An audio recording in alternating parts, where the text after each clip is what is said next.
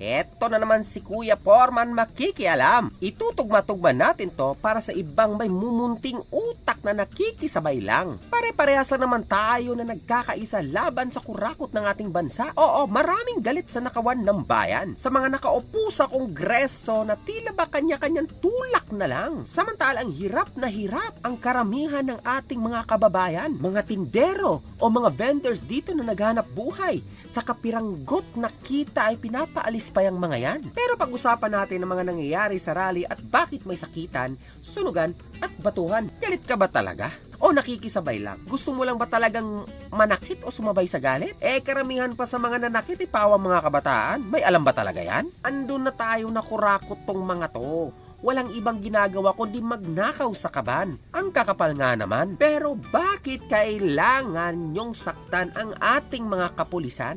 Di nyo ba inisip na baka isa yung mga yan ay gusto lang din sumali sa rally ng ating bayan? Gustong sumama sa laban kontra sa kurakot ng bayan. Pero sila'y napako sa serbisyong kanilang kinalalagyan. May mga pag-aalinlangan kasi may pamilya yang inuuwian at inaalagaan. Kailangang lumaban kahit labag sa loob ng mga yan.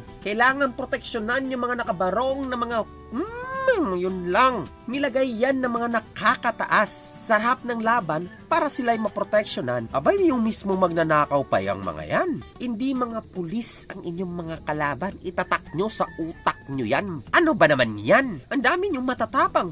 Parang karamihan ng mga kabataan pa na hindi pa nakakaalis sa poder ng kanilang mga magulang. Naewang ko lang, nakasubok na ba talaga magbayad ng tax yung mga yan? Oo, naiintindihan ko. Gusto nyong sumama at magkaisa sa laban ng bayan. Yun ba talaga yung gusto nyo o gusto nyo lang labanan at makihampas sa mga kapulisan? Nagalit ba kayo sa pulis? Ginawa nyo lang excuse ang rally na yan. Pwede naman mag-rally nang walang sakitan. Tingnan nyo yung kabilang grupo. Bakit pa umabot sa ganyan na may sakitan na pawang biktima ng mga magnanakaw ay ikaw at ako at kasama na rin yung mga kapulisan? Hindi yung mga naka-uniforme ang ating kalaban, kundi yung mga nakabarong na yan na kunwari nagsisilbi sa bayan pero ang punto ay gustong magnakaw at mangkamkam. Hindi ko napapangalanan. Yung mga nakabarong na kumakain ng mamahalin na pinunduhan ng taong bayan, ha? Sila yung kalaban, hindi yung mag-uniforme mga kapulisan, ha? Diyos ko! Sila yung ating kalaban at hindi mga kapulisan. Na mukha ba yung ibang tao sa rally is nakikisali na lang para manakit lang? Abay ang tatapang. Alam niyo ba talaga kung ano nangyayari sa bayan?